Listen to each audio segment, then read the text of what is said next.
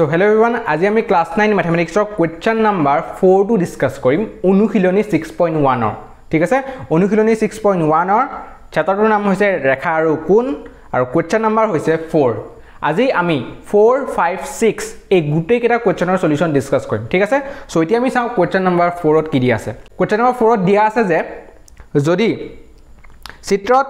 যদি x + y = w + z তেন্তে প্ৰমাণ কৰা যে AOB এডাল ৰেখা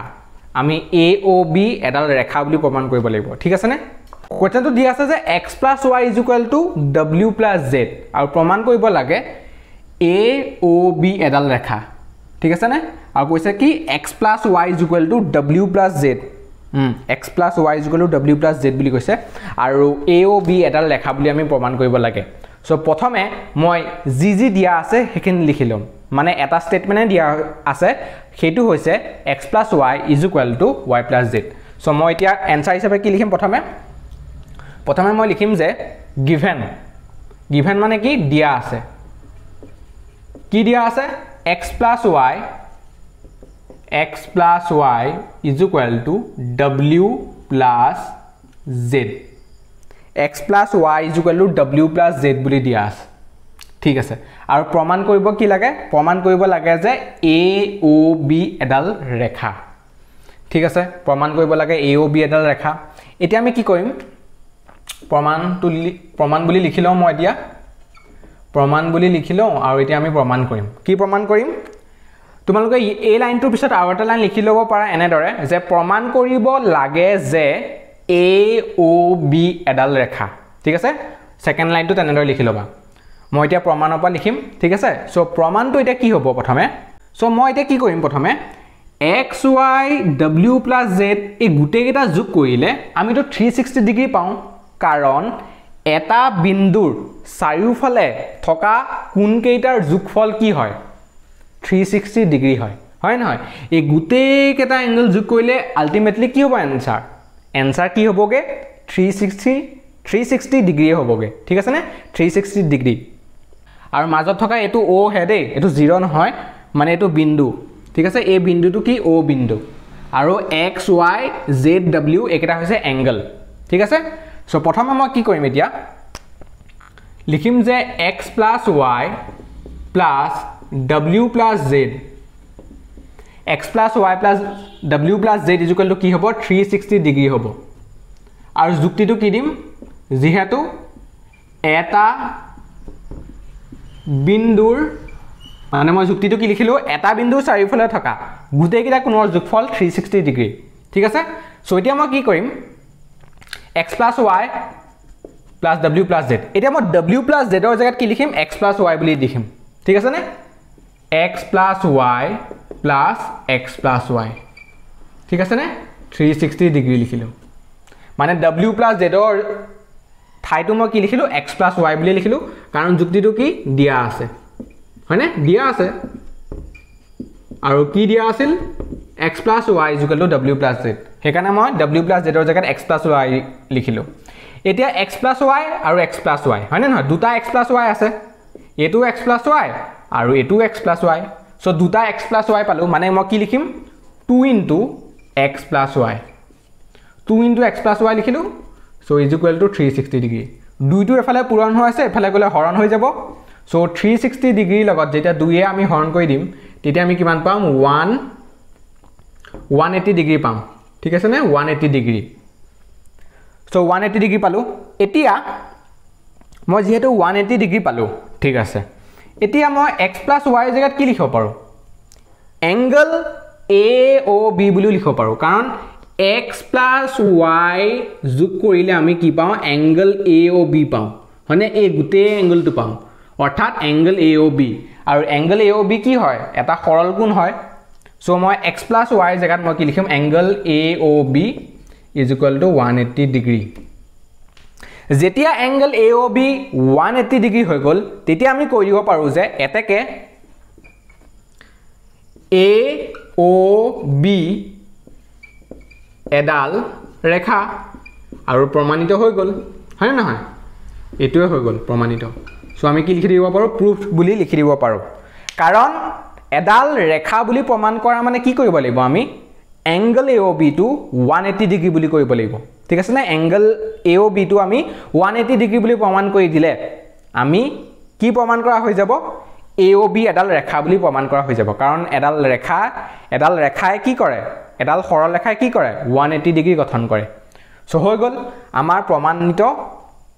কৰা যেটো স্টেটমেন্ট আছিল হেতু আমি প্ৰমাণ কৰি দিলো ঠিক আছে না সো এইটোৱে হৈছে এনসাৰ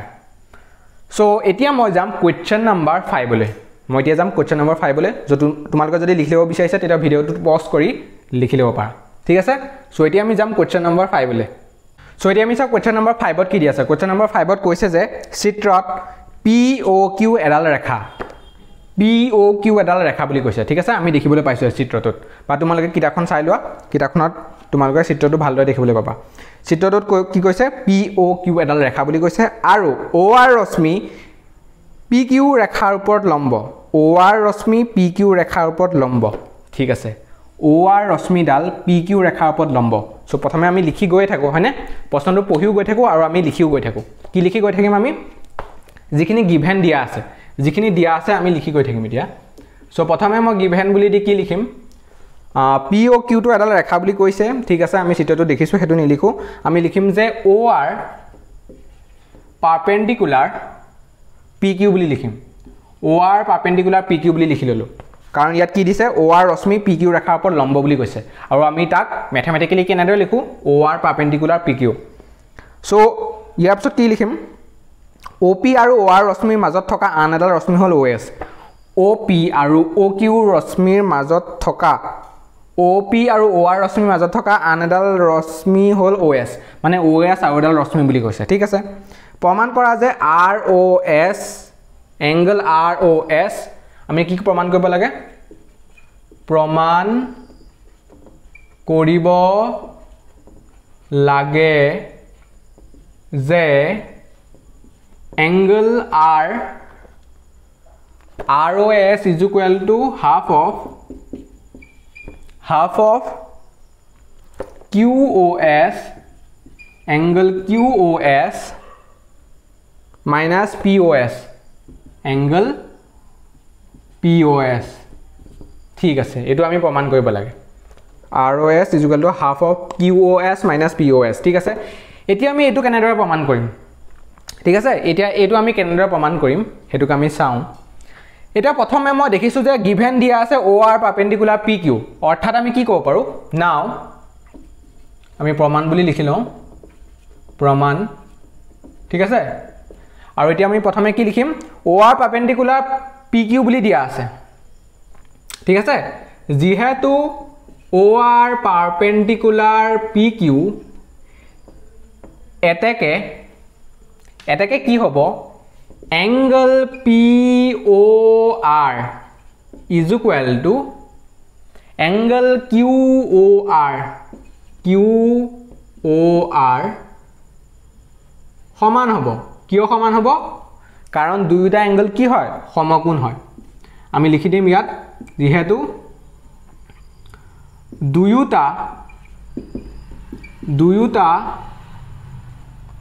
দুইটা কোণ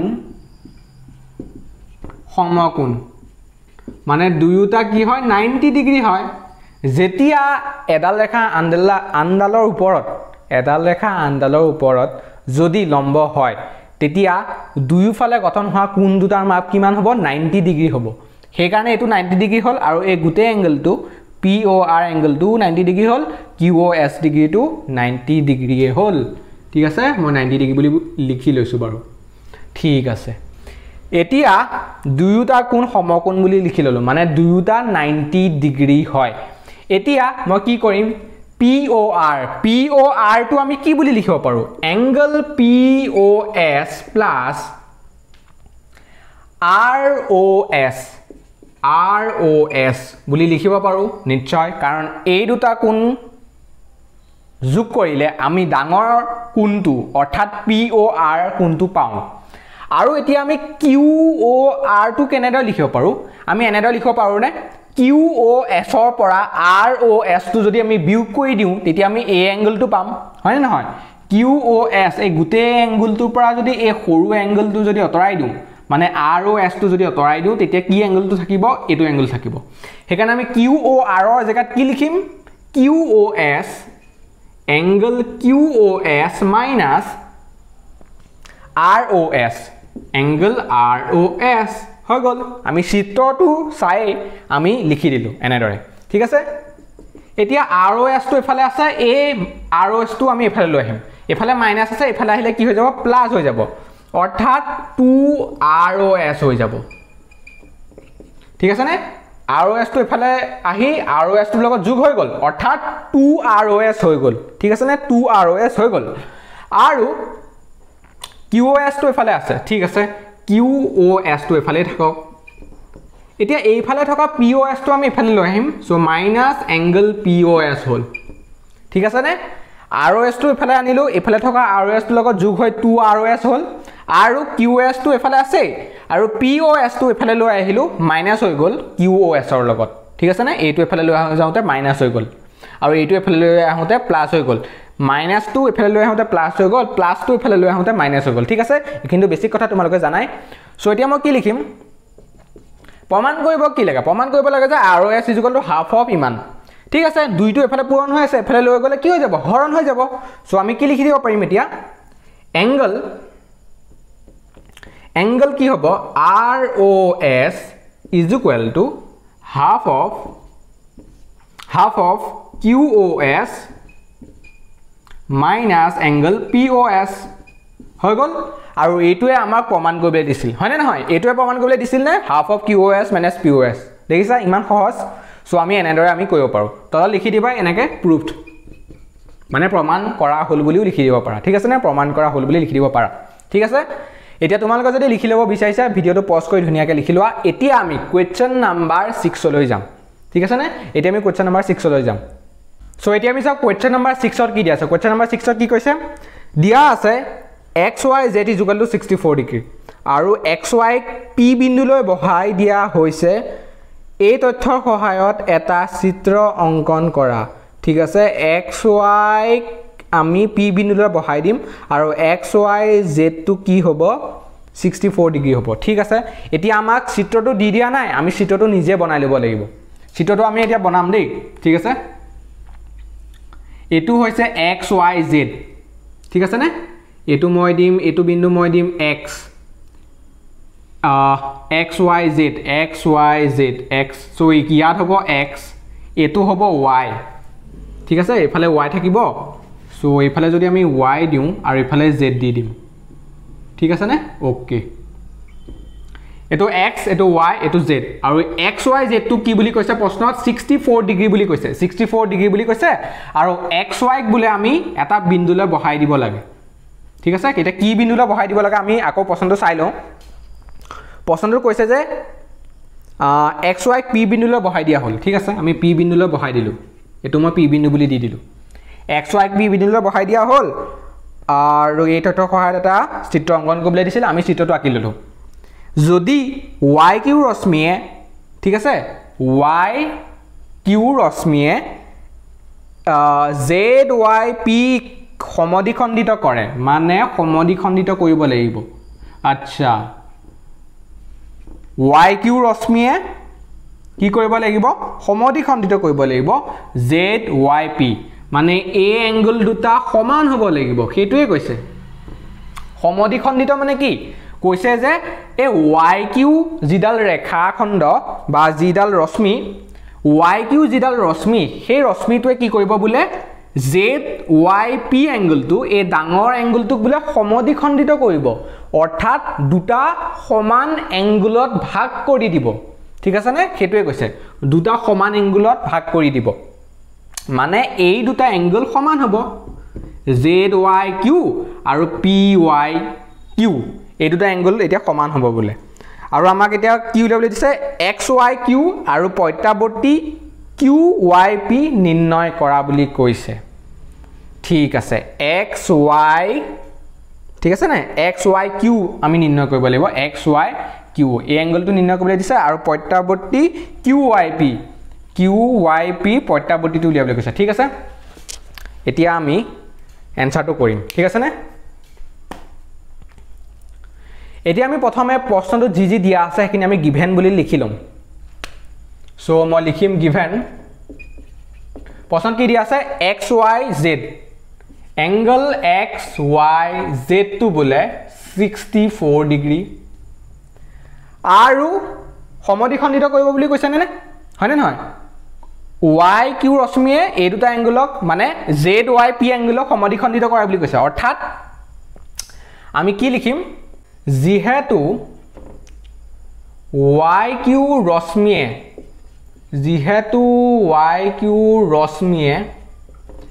এংগল ZYP সমদ্বিখণ্ডিত কৰে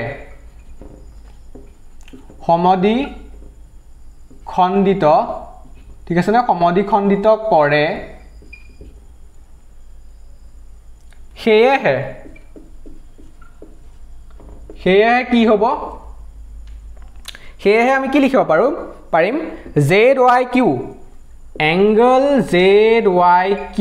is equal to PYQ আমি এই দুটা এংগল সমান বুলি লিখিব পাৰিম হয় না নহয় ঠিক আছে সমদ্বিখণ্ডিত মানে দুইটা এংগল সমান হ'ব ঠিক আছে মই লিখি ললো আৰু এতিয়া আমি উলিয়াব লাগিব কি আমাক উলিয়াবলৈ কি দিছে প্ৰশ্ন উলিয়াবলৈ দিছে যে XYQ এংগল XYQ টো উলিয়াব লাগিব আৰু প্ৰত্যাৱৰ্তী Q ঠিক আছে নে প্ৰত্যাৱৰ্তী কি উলিয়াব লাগিব ঠিক আছে না আকৰটো অকমান বেয়া হৈছে সো তোমালোকে বুজি পাইছাই সো প্ৰত্যাৱৰ্তী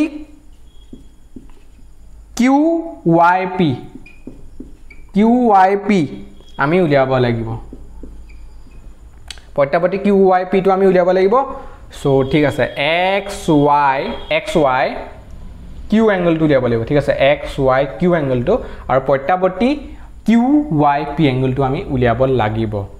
ঠিক আছে এতিয়া মই কি কৰিম ZYP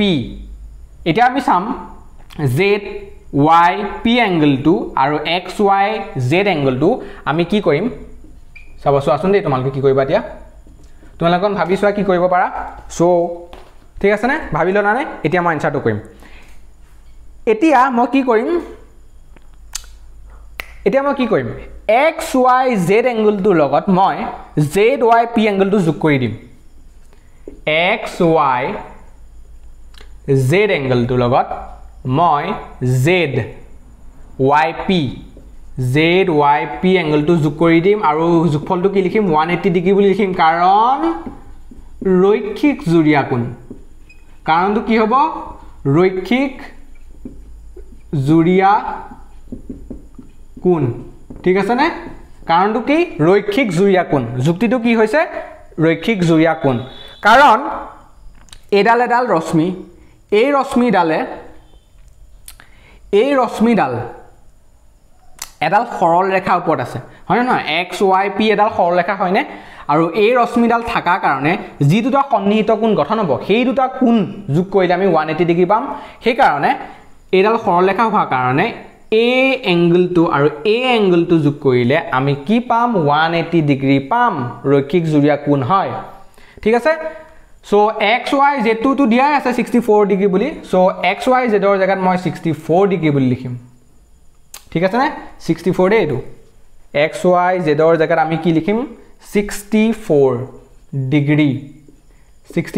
লিখিলো আৰু ZYP ৰ জায়গাত মই কি লিখিম ZYP ৰ জায়গাত আমি কি লিখিব পাৰো PYQ প্লাস ZYQ হয় না নহয় ZYQ is equal to 180 degree so মই কি লিখিলো 64 degree plus PYQ plus ZYQ লিখিলো is equal to 180 degree বুলি লিখি ললো কাৰণ এই দুটা কোণ গঠন এই দুটা কোণ যোগ কৰিলে কি হ'ব এই দুটা কোণ যোগ কৰিলে কি হৈ যাব এক ডাঙৰ এংগলটো হ'ব ZYP এখানে ZYP ক আমি ভাঙি দিলো এই দুটা এংগলত ঠিক আছে ওকে এতিয়া মই কি লিখিম 64 degree plus PYQ আৰু ZYQ এটা এই দুটা এংগলটো দুইটা সমান এংগল হয় হয় না নহয় হেকাৰণে আমি P PYQ জেগাত আমি ZYQ বুলিও লিখিব পাৰো ZYQ বুলিও লিখিব পাৰো হয় না হয় yes PYQ বুলিও লিখিব পাৰো ZYQ বুলি লিখিব পাৰো ঠিক আছে মই প্ৰথমে PYQ টোৱে উলিয়াই লওঁচোন বাৰু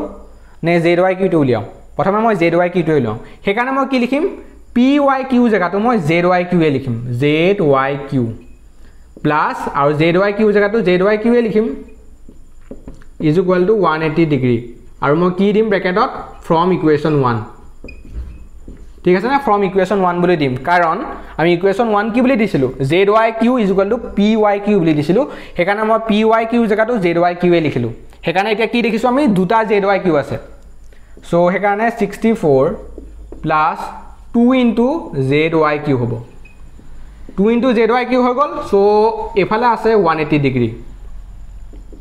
এতিয়া 2 into ZYQ আছে আৰু 180 পৰা 64 বিক কৰি দিলে কি হয় 180 minus 64 কৰিব লাগিব ঠিক আছে না 64 টো এফালে প্লাস আছে এফালে গলে মাইনাস হৈ যাব সো কিমান হৈ যাব 10 পৰা 4 গল 6 আৰু এফালে থাকিব 7 7 পৰা 6 গল 1 116 আৰু 116 যেতিয়া আমি 2 এ হৰণ কৰি দিম তো আমি ZYQ টো পাই যাম 116 হৰণ 2 সো 5 হ'ব 116 হৈ যাব 8 সো 58 ডিগ্ৰী হৈ গল ZYQ angle টো আমি কিমান পালো 58 ডিগ্ৰী পালো ZYQ angle টো আমি 58 ডিগ্ৰী পালো ZYQ আৰু ZYQ যেতিয়া 58 ডিগ্ৰী হ'ব তেতিয়া PYQ টো কিমান হ'ব 58 ডিগ্ৰী হৈ যাব কাৰণ এই দুয়োটা এংগলে সমান হয় সেই কাৰণে এটা এংগল উলিয়ালে আনটো এংগলটো ওলাই যাব হয় না সো সেই কাৰণে দুয়োটা এংগল আমি কিমান পালো 58 ডিগ্ৰী পালো আৰু আমাক উলিয়াবলৈ কি দিছে PYQ বা QYP পট্টাপটি QYP টো উলিয়াবলৈ দিছে এতিয়া আমি এংগল QYP টো কি পালো QYP টো আমি 58 ডিগ্ৰী পালো বা PYQ QYP একে কথা হয় না নহয় PYQ বুলি ক'ব পাৰো QYP বুলি ক'ব পাৰো এটাকে QYP টো 58 ডিগ্ৰী হল হেহে পট্টাপটি QYP টো কি হ'ব আমি লিখিম যে পট্টাপটি এংগল QYP পট্টাপটি QYP টো কি হ'ব 360 ডিগ্ৰীৰ পৰা 58 ডিগ্ৰীটো যেতিয়া আমি বিয়োগ কৰি দিম তেতিয়া পট্টাপটিটো ওলাই যাব 360 ডিগ্ৰীৰ পৰা যেতিয়া আমি 58 ডিগ্ৰীটো বিয়োগ কৰি দিম তেতিয়া পট্টাপটিটো ওলাই যাব পট্টাপটি কোন মানে কি পট্টাপটি কোন মানে হৈছে 180 কে ডাঙৰ হ'ব লাগিব সেই কোনটো আৰু 360 কৈ সৰু হ'ব লাগিব সেই কাৰণে মই এটা কোণৰ যদি পট্টাপটি কোণ উলিয়াব লাগে মই কি কৰিম মই 360 ডিগ্ৰীৰ পৰা সেই কোণটো বিয়োগ কৰি দিম সেই কাৰণে 360 ডিগ্ৰীৰ পৰা 58 ডিগ্ৰীটো যেতিয়া আমি বিয়োগ কৰি দিম তেতিয়া আমি পট্টাপটি QYP টো আমি পাই যাম কাৰণ QYP টো 58 ডিগ্ৰী হয় পট্টাপটি উলিয়াবলৈ 360 ডিগ্ৰীৰ পৰা 58 টো বিয়োগ কৰি দিম আৰু তেতিয়া আমি কিমান পাম 302 ডিগ্ৰী পাম সো आंसर হৈ গল আমাক পট্টাপটি QYP উলিয়াবলৈ দিছিল 302 ডিগ্ৰী পালো 302 ডিগ্ৰী আৰু XYQ এংগল টো উলিয়াবলৈ দিছে XYQ আচ্ছা XYQ টো উলিয়াবলৈ আছে দেই আমি পট্টাপটি টো উলিয়ালো বাৰু ঠিক আছে সো মই এখিনি অলপ মুছি দিম যে তোমালোকে যদি লিখি লব বিচাৰিছা লিখি লোৱা কাৰণ আৰু এটা আমাক উলিয়াবলৈ আছে আৰু এটা এংগল উলিয়াবলৈ আছে যেহেতু জায়গা নাই মই অলপ মুছি দিম ঠিক আছে যদি লিখি লব বিচাৰিছা লিখি লোৱা এতিয়া মই XYQ টো উলিয়াম again XYQ এংগল টো কি হ'ব XYQ এংগল টো উলিয়াবলৈ কি কৰিম আমি XYQ এংগল টো উলিয়াবলৈ হলে আমি XYZ plus QYZ কৰিম QYZ ঠিক আছে তেতিয়া আমি XY এংগল টো পাই যাম না নাপাম yes কাৰণ এই দুটা এংগল যোগ কৰিলে XYQ এংগল টো পায় XYQ 58 ডিগ্ৰী 64 ডিগ্ৰী মানে মই কি কৰিম XYZ ৰ জায়গাত কি লিখিম 64 আৰু QYZ ৰ জায়গাত আমি কি লিখিম 58 ডিগ্ৰী এই দুটা যোগ কৰি দিম आंसर ওলাই যাব 8 4 12 6 5 11 1 12 সো 112 ডিগ্ৰী হল সো आंसर টো কিমান ওলাল এংগল XYQ মানটো কিমান ওলাল এংগল XYQ 112 আৰু পট্টাপটি QYP টো কিমান ওলাল 302 ঠিক আছে সো এইটোৱে হৈছে आंसर ভাল লাগিল নে ইজি হয় নে সো আমি এই ভিডিওটো তিনটা কোৱেশ্চন ডিসকাস কৰিলো 4 5 and 6 সো নেক্সট ভিডিওত আমি 6.2 অনুশীলনীটো আৰম্ভ কৰিম সো আজিলৈ ইমানে সো বাই বাই ঠিক আছে